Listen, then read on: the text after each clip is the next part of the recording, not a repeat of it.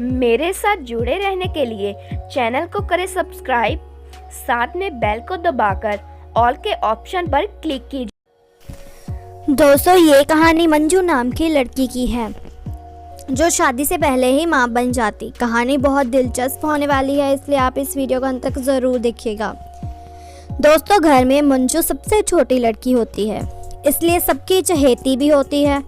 मंजू हमेशा ही अपनी मनमानी करती और घर वाले भी उसको कुछ नहीं कहते।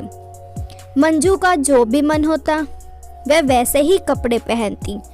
मंजू की माँ कभी कभार मंजू को डांट देती, लेकिन मंजू के पिताजी उसको बिल्कुल भी नहीं डांटते, और अगर मंजू की माँ उसको डांटती तो मंजू के पिता उसकी माँ को ही डांटने लगते और कहते कि मेरी लाडली को तुम्हें डांटने का कोई हक नहीं है, वह जैसा करती है उसे करने दो।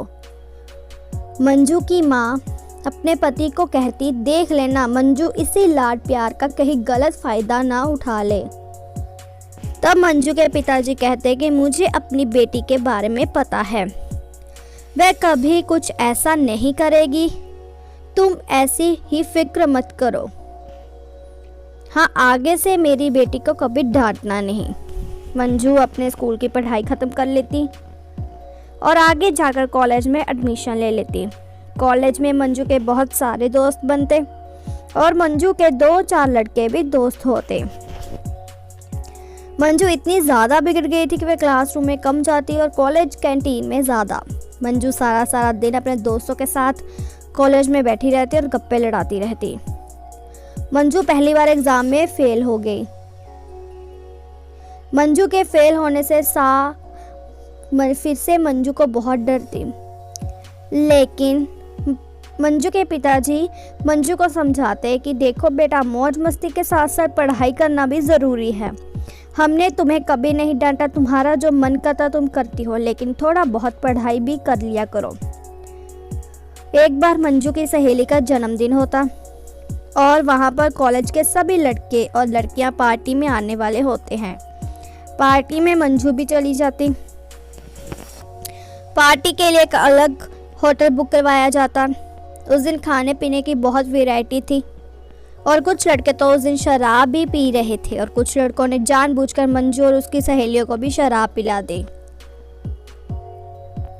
शराब पीने के बाद सारे लोग अपनी मस्ती में नाचने लगे और वहीं पर सो गए, और अगले दिन सुबह होने पर सभी अपने अपने घरों में चले गए। फिर से वही रूटीन शुरू हो जाता मंजू का। मंजू कॉलेज जाती और क्लासरूम में कम और कैंटीन में ज़्यादा रहती। मंजू अब बड़ी हो रही थी। जैसे जैसे मंजू बड़ी हो रही थी, उसकी आदतें और भी ज़्यादा बिगड़ती जा रही थी। मंजू हमेशा ही अपनी मनमानी करती। एक बार मंजू के सिर में बहुत दर्द हो रहा था और उसकी तबीयत भी बहुत ख़राब हो गई। 2-3 दिन दवाई खाने के बाद मंजू को आराम नहीं आ रहा था, इसलिए मंजू का टेस्ट किया जाता और टेस्ट में जो रिपोर्ट आती उसे देख डॉक्टर भी हैरान रहता। उस दिन मंजू के साथ उसकी भाभी होती। डॉक्टर मंजू की भाभी को कहता कि क्या मंजू शादीशुदा है?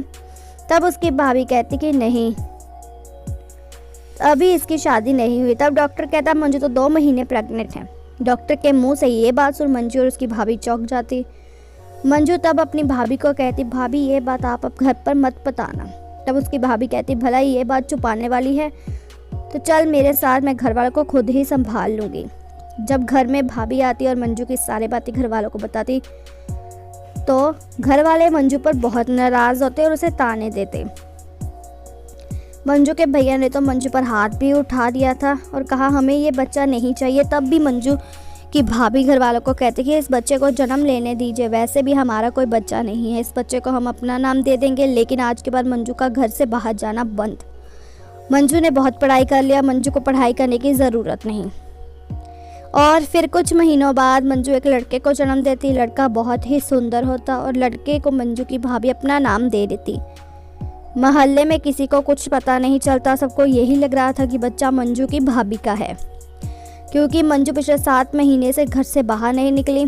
तब मंजू के घर वाले मंजू की शादी के बारे में सोच रहे थे। मंजू के लिए रोहित नाम के लड़के का रिश्ता आता और इसी तरह से मंजू और रोहित की शादी कर दी जाती। जब मंजू डोली घर से जा रही तब मंजू का बेटा बहुत जोर जोर से रोने लगता, जिस कारण मंजू अपने साथ अपने बेटे को भी ले जाती। सभी लोग वहां पर कहते आखिर तुम अपने साथ बच्चा क्यों लेकर जा रही हो। मंजू कहती कि ये बेटा मेरी भाभी का है, आज तक मैंने ही इस बच्चे का पालन पोषण किया, शायद इसलिए इतना रो रहा है। वहाँ पर मैं इसे 1-2 दिन रखूँगी, फिर वापस यहाँ भेज दूँगी, तब तक इस बच्चे का भी मन लग जाएगा। मंजू जब अपने ससुराल जाती तो मंजू का सारा ध्यान अपने बच्चे पर ही होता। मंजू उसके बेटे को देख मंजू के साथ बहुत गुस्सा होती और मंजू को कहती कि इस लड़के को तुम अपने मायके छोड़ाओ, तुम सारा दिन बच्चे के साथ लगी रहती हो, कभी कभार इस घर का भी ध्यान कर लिया करो, तुम्हारी शादी हुई है, इस घर में अपने पति की तरफ भी देखा करो। फिर अगले ही दिन मंजू के भैया और भाभी आते और बच्चे को अपने साथ लेकर चले जाते। मंजू से उसका बेटा दूर चला गया, लेकिन मंजू का अपने बेटे के बिना दिल नहीं लग रहा था। मंजू सारा दिन अपने बेटे के बारे में ही सोचती रहती और दूसरी तरफ बच्चे का भी रो कर बुरा हाल हो गया था और जिद कर रहा था कि मैं अपनी बुआ के पास जाऊंगा, क्योंकि उस बच्चे को सिखाया गया था कि मंजू उसकी माँ नहीं बल्कि बुआ है, ताकि लोगों के शक ना हो ये बच्चा मंजू का है। मंजू अब धीरे धीरे सुधरने लगी, क्योंकि उसे पता था कि अगर उससे अब कोई गलती हो गई तो उसके घर वाले उसे अब माफ़ नहीं करेंगे। मंजू बेशक ही एक बिगड़ी हुई लड़की थी, लेकिन वक्त के साथ साथ उसमें अक्ल आ गई और वे अपने ससुराल में सभी लोगों का अच्छे से ध्यान रखती। घर वाले भी मंजू से बहुत प्यार करते और शादी के 2 साल बाद मंजू लड़की को जन्म देती। लड़की के जन्म से घर में रौनक आ जाती और मंजू अपना सारा जीवन हंसी खुशी व्यतीत करती। दोस्तों, आज की कहानी में बस इतना ही। उम्मीद है आपको ये कहानी अच्छी लगी हो। अगर आपको ये कहानी अच्छी लगी हो तो हमारी वीडियो को लाइक ज़रूर कीजिएगा और अगर आप हमारे चैनल पर नए दर्शक हो तो हमारे चैनल को ज़रूर सब्सक्राइब कीजिएगा, ताकि आपको रोज़ नई कहानियों सुनने को मिले। मिलते हैं नई वीडियो के साथ, तब तक के लिए धन्यवाद।